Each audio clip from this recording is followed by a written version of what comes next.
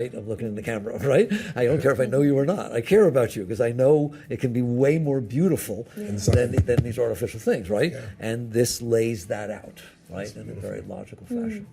You know, before we began here, we were doing a little meditation together, and you shared something that really touched me. You shared a little bit of just the awe of your story of how does this man, yourself, be guided from where you were, and I'd love you to share kind of what your background was for a moment, to moving into the forest and then going through the incredibly deep meditations and commitments to building this business to now being the spiritual teacher. I mean, if there's any sense of awe in life, I look at the same thing in my own life in a different way. But would you just share that little journey for a moment, just so that people can get a sense and what you feel as you think about it today? Well, the main thing I learned and the main thing I see and I live is if I had listened to me, it would not have happened. Okay? In other words, me meaning Mickey, me meaning the voice, the preferences, the whole thing. There's no way, right? Because the direction you were heading initially was what? I was going to be a professor in economics. I was getting my doctorate degree in economics, right?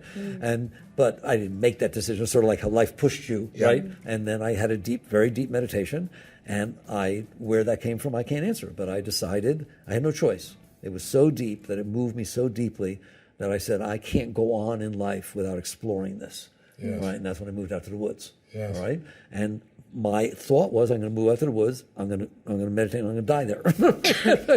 That's all. It's do or die, right? And there was no concept of anything after that, right? But then I learned that as long as I was in there struggling with myself, fighting with myself, with my, all the noise and the problem, that I could never be free because I was fighting with myself. The worst battle you ever want to have is the one between your left arm and your right arm. Don't arm them. All right? You can't fight with yourself. You lose. All right? And that's when I learned, I talk about that in the surrender experiment, that's where I learned that the only way I can do this is to let go and honor a force stronger than me, which is life, right? To start to do that. So this whole journey was a question of, am I ready, willing, and able to let go of the parts of me, all right, that are resisting what is unfolding, all right? And so I started doing that. I think the ultimate example is this. At one point, people were coming out, and they're on my land. I didn't want them out there. I didn't. My mind was bothering me. I just wanted to meditate, leave me alone, but they were coming out. People wanted to meditate with me, and so on. And we ended up building this temple. And I was a builder. I wasn't a builder at that time. That's how I learned to build, right? And we built it ourselves. We didn't have any money, all right? And we built this building. And I was the head carpenter on it, and so on. And at one point, after some people helped, I was the only carpenter on it. I was building the whole thing. And while we're building it, I'm telling you the truth. I'm not embarrassed. While I'm laying down the planks, putting up the boards, all right, every single time my mind is saying, what are you doing? It's a fad. People will stop coming out here. It'll be a few months. You'll have this building in the middle of your land. I thought you were out here to respect nature. It was giving me a very hard time, right? And I just kept building. I had no answers. I didn't have to answer it. I just kept ignoring it, not suppressing it, but going about my business. That was a great learning, right? That building was built in 1975. We do no mailings, no invitations, and every single Sunday, for what now? 43 years, right? 60, 70, 80 people find their way out there to that building every single Sunday from that time, right? And that, I look at him and I stick my tongue out. Like, you didn't know what you were talking about. That's what I've learned.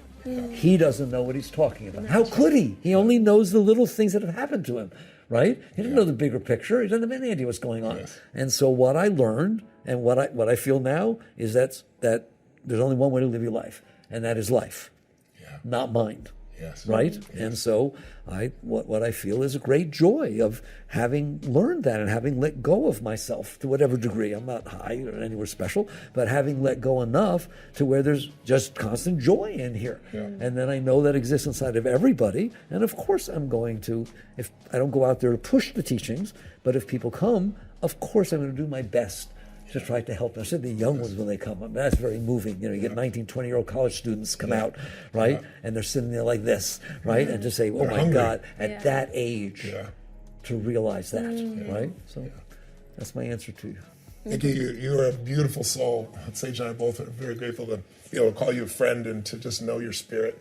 And I'm just grateful to the force of nature, the force of God, the force of the universe that's brought you through this evolution, and that you were willing, as I say, to go through so much pain. No one will know all that you've gone through, but you found your way through that to the deeper and richer part of what life really is about. And I just, on behalf of all those that are listening, all those that are watching, all those that read your books, I'm just one of the millions here to thank you once again for being the beautiful soul you are, brother. Yes. Thank you. Thank you, Sig. Thank you. And We if love they you. want to get the course, we Yes. talked about Please. it. Oh, If absolutely. they just go online. Yeah, and we're search. gonna put a link You for put a you if link you're on there? watching. Okay. We're gonna put a link for you so you can go directly to it. Beautiful. And tap into it immediately. I think you'll be thrilled. I know you'll be thrilled when you use it. So thanks for joining us again for another podcast. Thank you, there. Thomas. Yes, Thank you, thank you. Sig. Thank you. It's you really here. beautiful. Thanks so much. Thanks sounds true as well. Yes, God bless. absolutely. Take care. Bye-bye. The Tony Robbins podcast is directed by Tony Robbins and hosted by Tony Robbins and Mary Buckheit. Anna York is the executive producer and steps in as occasional host. Digital editing by Jamie Carvajal and Adriel